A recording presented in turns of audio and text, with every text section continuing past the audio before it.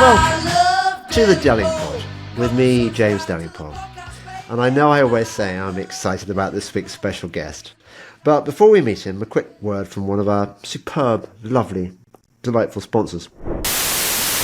Welcome back to the Delingpod, Brian Gerrish.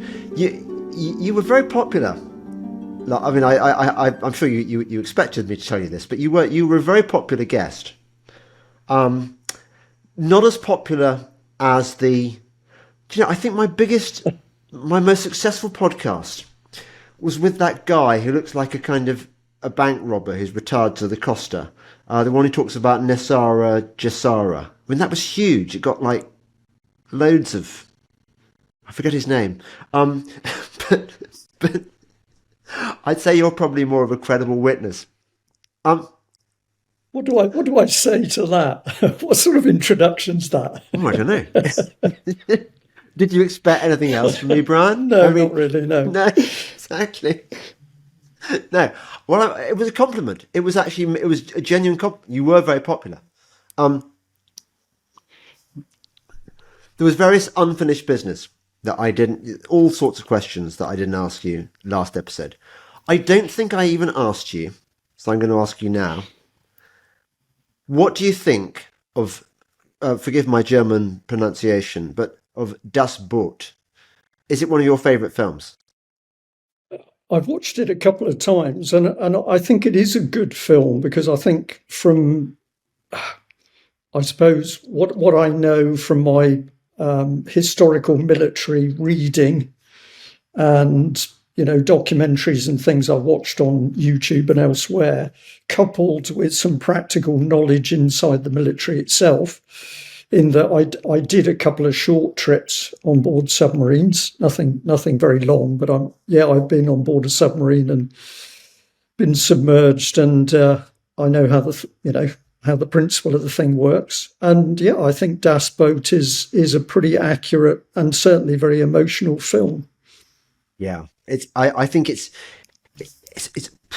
up there with my favourite war movies. I think it's really good. The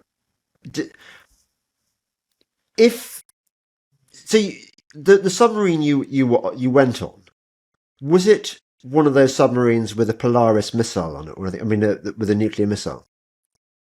No, I've only been on board one of what they call the bombers, the long-range ballistic missile boats when it was alongside, and that was actually HMS Vanguard, which had moved on to the Trident missiles. Same, yeah, but so that's but same idea. So yes, I've been on one of those boats in harbour. I've never done any. The trouble with them is if you go on board, you're likely to end up on a patrol, which is going to be months, and they don't take, if you like, unclassified visitors. So I did one very short trip in a conventional submarine, and I did one very short trip in a nuclear submarine. But I've got to say I enjoyed both of them. I found it fascinating. Do you share my suspicions? And I don't even know whether you'd be allowed to say this. I mean, presumably, are you subject to the Official Secrets Act or anything like that? I'm afraid I'm not allowed to confirm or deny that. You're serious? I am being serious, yeah. That is extraordinary. So I'm giving you an honest answer. No. I'm not dissing you, Brian. I'm just. It's interesting that is the state of affairs, and it renders my next question slightly redundant. Well, maybe I was going to ask you. Can you see this one coming? Maybe not. I would say let's have a bit of fun. This is absolutely true. I should be out of the signed period of the Official Secrets Act from my time in the military. But when I tried to, when I'd been outside the military for a while, well, why not? When I'd been outside of the military for a while and I was challenging the state at what I regarded as subversion going on,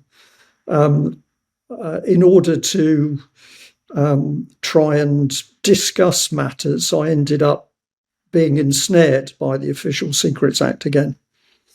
Really? Mm. You mean you got a kind of a phone call kind of thing? Well, no, I was sat down with an individual. Let's say I, I wanted to report a crime, and the crime involved, as far as I was concerned, the military. And in order to be discussing that sort of thing, I had to be back under the Act. Right.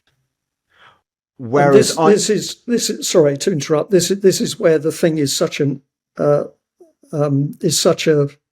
disgraceful thing, because of course what it was principally being used for in my case was not to protect national secrets. It was to give the state power to try and silence me on speaking out on various things.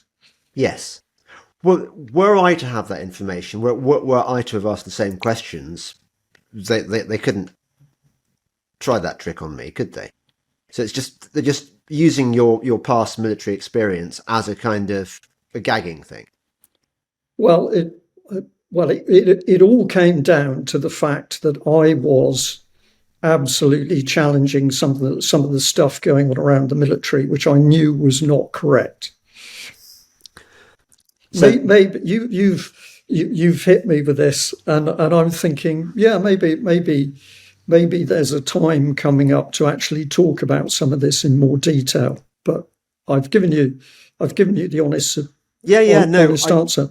I honestly didn't want to spring anything on you. That's I don't like wrong footing my guests. I want them to feel comfortable and happy, because I think comfortable, happy people are much more interesting than people who have to be guarded. So please don't feel you have to be on your guard with me.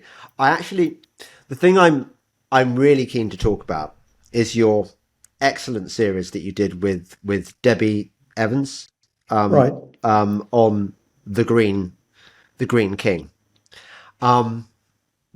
because it's quite interesting that after your last appearance, there are lots of people who are saying, yeah, UK column, Brian Gerrish, he's great. And there was a sort of, I don't know, maybe 5% who came up with the thing about, oh yeah, I don't trust UK column, I don't trust Brian Gerrish, ex-military, there's you get, I mean, I get that, a version of that with me, although my version is, well, he went to an establishment university and he was mates with all the, with Johnson and Cameron, and how can he be trusted because he's kind of, I've mistaken him for being a toff, even though I'm not, that kind of thing. But I thought that you went pretty far down the rabbit hole and made up, may I say, for your lamentable failure to deal with chemtrails, which I still wish you would. Come on. Look, there's lots of heat, isn't it? Just let's take a little digression. There's a lot of heat at the moment about subjects. Yeah.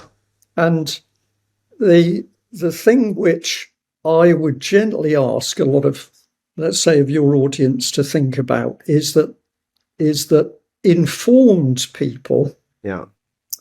So that's people, we use the expression, who have woken up and they've probably done quite a lot of research, and they've started to watch a lot of other people who've done a lot of research, and therefore they know a lot. And they make an assumption that because they know a lot, the important thing is to tell the wider public audience about everything.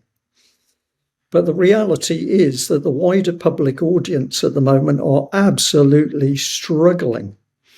They are desperately struggling to try and understand what's going on around them at a very simplistic level, and throwing every theory and every possibility and every maybe at them does not help at all. It doesn't help them wake up. It doesn't help them have the courage to stand up and research themselves.